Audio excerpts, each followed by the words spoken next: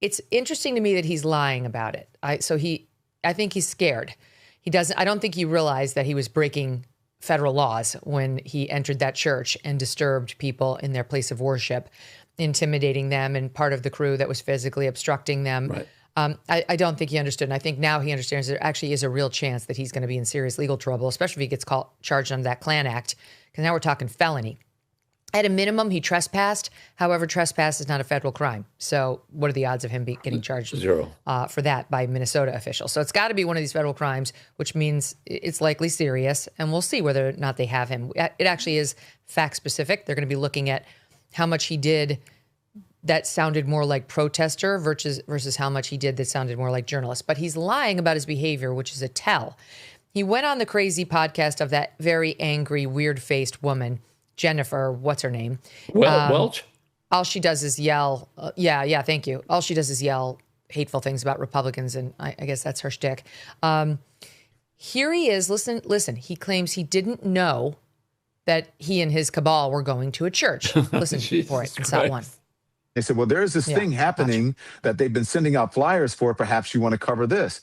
So I said, sure. And I went, okay, I'll cover. And then when I went to cover it, they said, we're doing this this protest that is sort of similar to the civil rights movement, where they show up places and they sort of disrupt the peace, like sitting in at lunch counters or, drinking out of water fountains that were only supposed to be for white people. And I said, sure, I'll go, I'll chronicle it.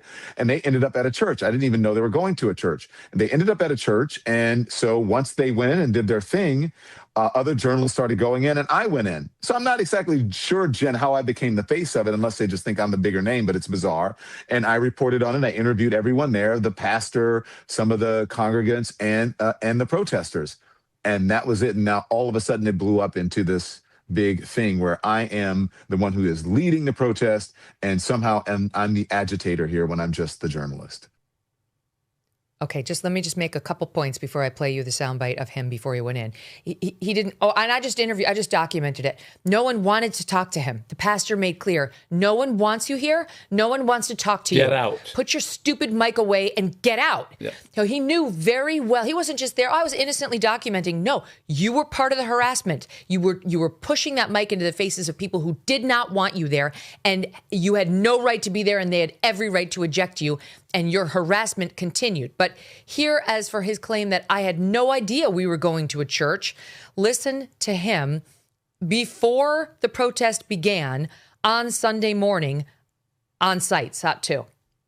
As Nakima said, this is a clandestine operation. And then we can tell you what's going to happen after. We don't know what's happening. We kind of do, but we don't know how it's going to play out.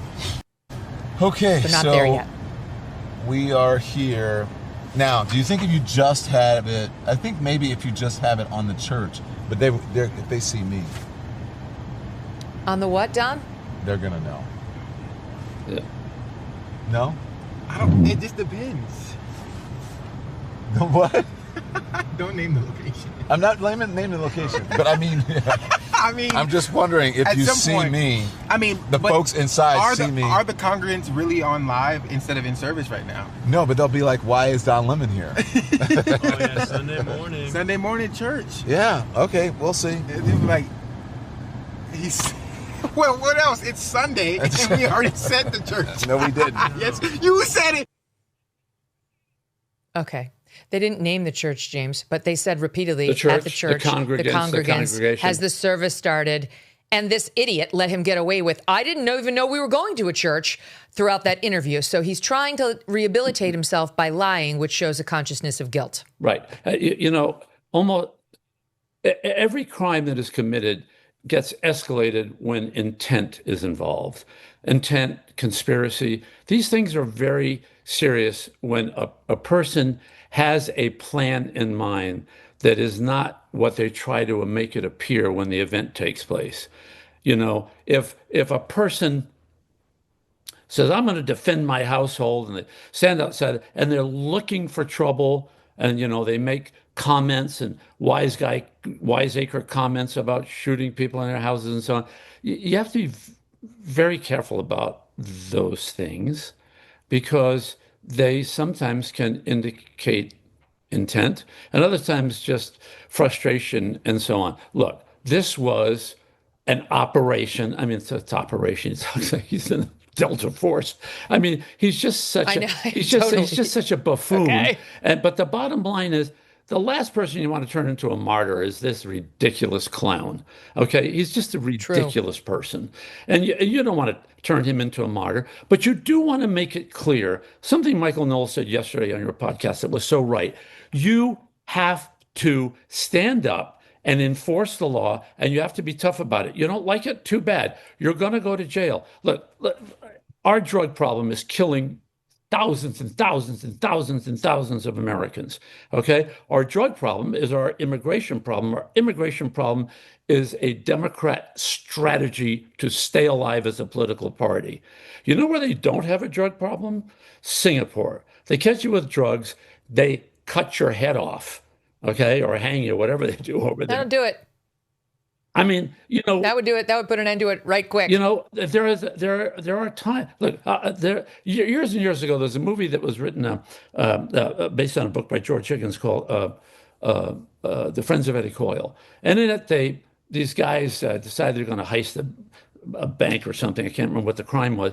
And one of the guys, they give Robert Mitchum, who plays Eddie Coyle, a machine gun. I think I'm not remembering it just right, but the point being, in Massachusetts, for years, it may still be the law, if you committed a crime with a machine gun, it was unequivocal, mandatory, not up to the discretion of some liberal judge, mandatory life imprisonment without parole, without exception, in every case. That's it. You're going to jail till the day you die. Mm-hmm. Okay? Mm-hmm. Even the mafia, they didn't use machine guns. If they don't use a machine gun, geez, what are you, crazy? If we get caught, that's it. We're done. There's no way out. Mm-hmm. Now, in Chicago, where you have a mass murder every weekend, with these gangs shooting each other, they have a thing called a giggle switch on their Glocks. It's a Glock switch. It's a switch you can put on your handgun. You squeeze the trigger, and if you have a 30-round magazine, you can rip off 30 rounds like a machine gun. And they do it all the time. It's like they use them all the time now. The police are up against these lunatics with basically machine guns, but nobody enforces that law with any force. You start enforcing the law. Look, how many times do we watch Kamala Harris? Kamala, I've been to the border. You haven't been to the border. I've been to the border. No, you haven't. Well, I've been to Europe. That Kamala Harris, the border czar, who'd never been to the border. How many times do you have to listen to her and Mayorkas and Biden? Poor Biden. I don't make fun of him because he's got Alzheimer's. Stop that right now. We're not ripping on Kamala anymore until she gets the nomination. Just keep your powder dry. Let's let her sail right in there. She really believes she can do it. Wait, I want to keep going because we have a ton to get to. I only have you for an hour. I got to show you this. So separate and apart from, the criminal charges and all that. And we actually are going to have a deep dive on the criminal charges tomorrow with Dave Ehrenberg and Mike Davis on this program. So we won't have a better legal debate anywhere. A new year means new financial goals, like making sure your savings are secure and diversified. Will this be the year you decide to talk to somebody from Birch Gold Group? You've been thinking about it. They use an educated approach with a deep understanding of macroeconomics. There are forces pushing the dollar lower right now and gold higher, which is why they believe every American should own physical gold. So until January 30th, if you are a first-time gold buyer, Birch Gold is offering a rebate of up to $10,000 on qualifying purchases. To claim eligibility and start the process, just text MK to the number 989898. Birch Gold can help you roll an existing IRA or 401k into an IRA in gold, and you are still eligible for a rebate of up to $10,000. Consider making right now your first time to buy gold and take advantage of a rebate of up to $10,000 when you buy by January 30th. Text MK to the number 989898 and claim your eligibility today. Again, text MK to 989898 now. Here, of course, he goes back to his priors. He's all excited that he's the center of attention, and he's got to raise all the things that he always raises. Like, first, I'm a gay black man in responding to Nicki Minaj. And then also these accusations, which we heard from him in one way, shape, or form throughout his entirety on CNN, and certainly since he's gone, quote, independent. SOT 4.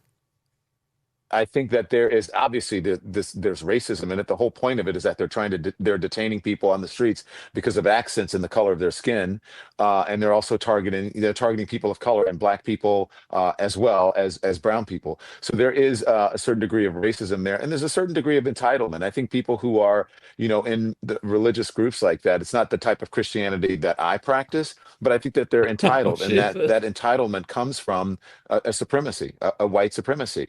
And they think that this country was built for them, that it is a Christian country, when actually we left England because we wanted religious freedom. It's religious freedom, but only if you're a Christian and only if you're a white male, pretty much. And so, yeah, I absolutely 100%, but it's an intimidation tactic.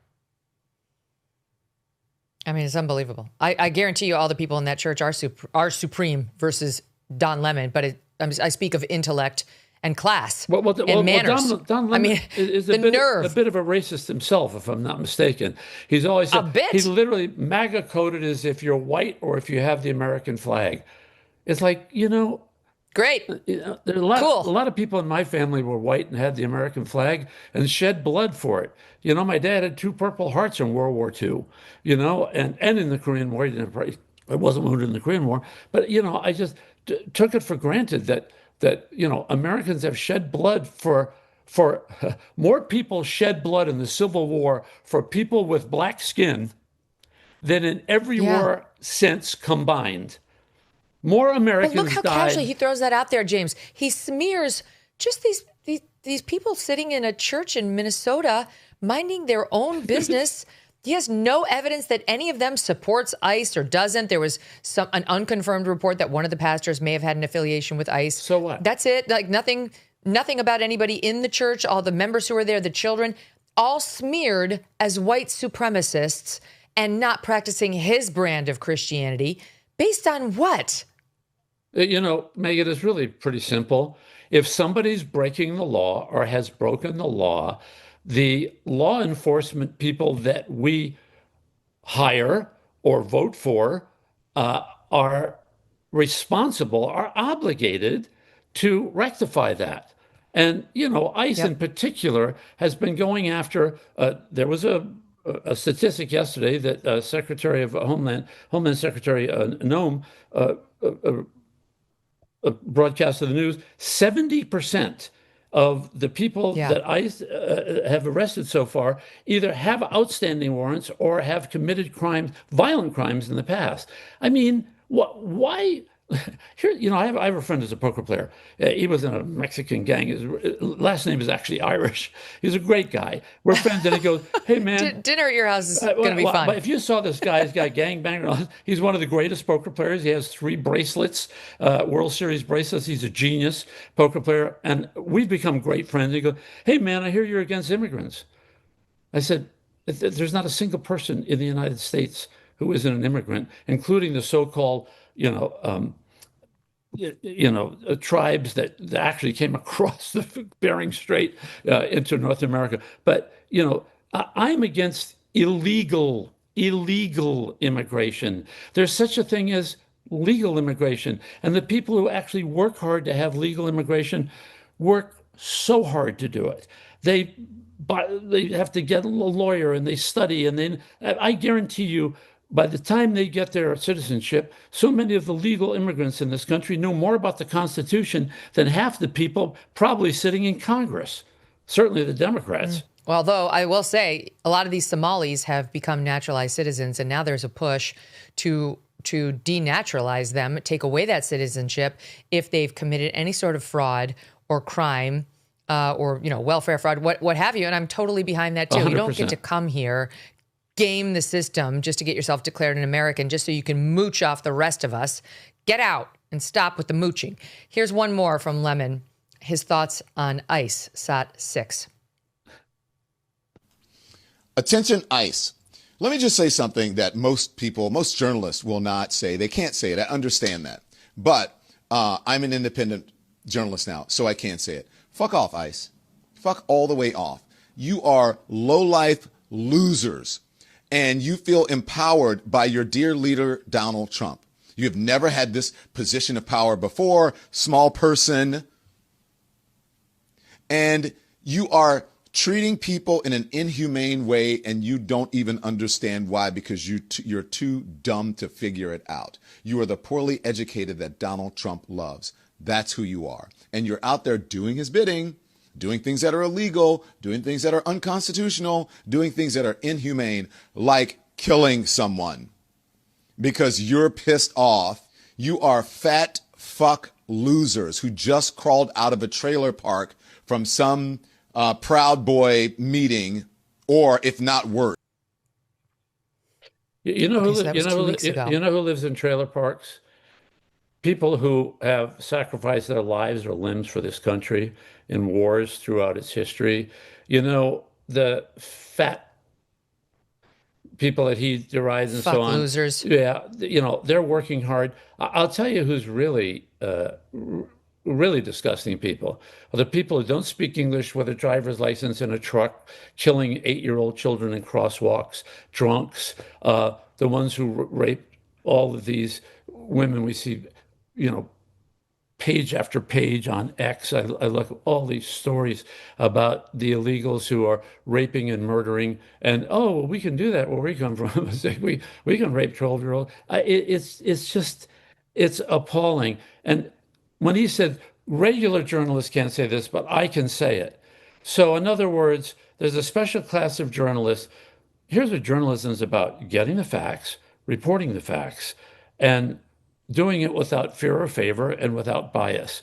When you say fuck ICE, what you're saying is fuck the federal government in their obligation, their sworn obligation to the Constitution, oath on a Bible, to enforce the laws of the land.